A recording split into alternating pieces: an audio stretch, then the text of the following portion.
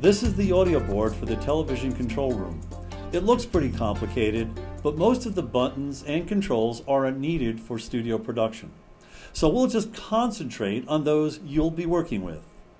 Audio, sound, comes from many sources: microphones, CDs, tape, and video players, and it all comes together here through this audio board. Each audio source has an assigned position, and the volume or level is controlled by a slider. The slider is also referred to as a pot. So if the director calls for you to pot up audio 1, you would slide the control up to get a good level. That level is seen here. It's called the VU meter. Ideally, the level should be peaking at around 0. That's when the needle stops just shy of the red area. But people aren't machines, so voice levels can be high or low depending on inflections and emphases.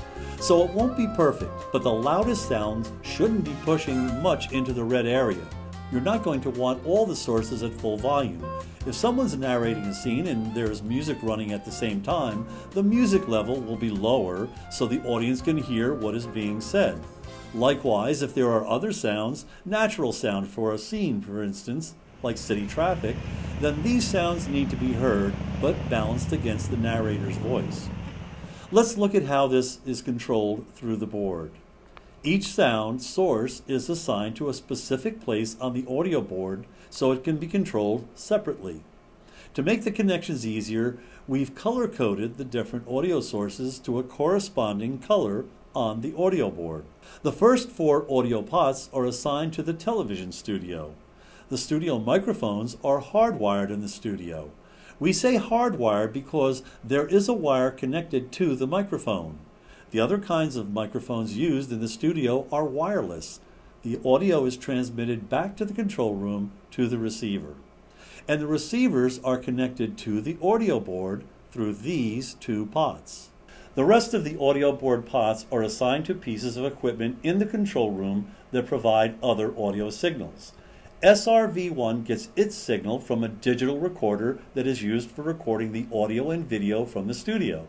So in this case, the recorded audio assigned to the audio board is used primarily for playback, not recording.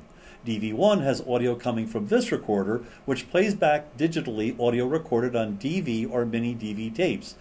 SRV2 gets its audio from digitally recorded material on this portable hard drive. CD1 gets its audio from the CD player located right next to the audio board. DVD VHS gets its audio from this combination player, either DVD or VHS tape. The last audio pot on the board, router out, sends its signal to this piece of equipment.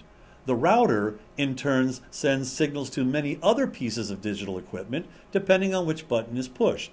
As featured before, all these sources are color-coded to make them easier to identify and to control. Next to all the audio sliders are 3 dials. The top dial isn't used, but below it, the middle dial is used for setting the level of sound through the headsets worn by crew people. And the bottom dial determines how loud the audio from the microphones in the studio will be heard in the control room. And it can be tough to get the right balance of so many different sounds. With all these sources available, you can see that it takes the timing and coordination of a number of people to make the production sound good. Just like an orchestra, it takes everyone working together to make beautiful music.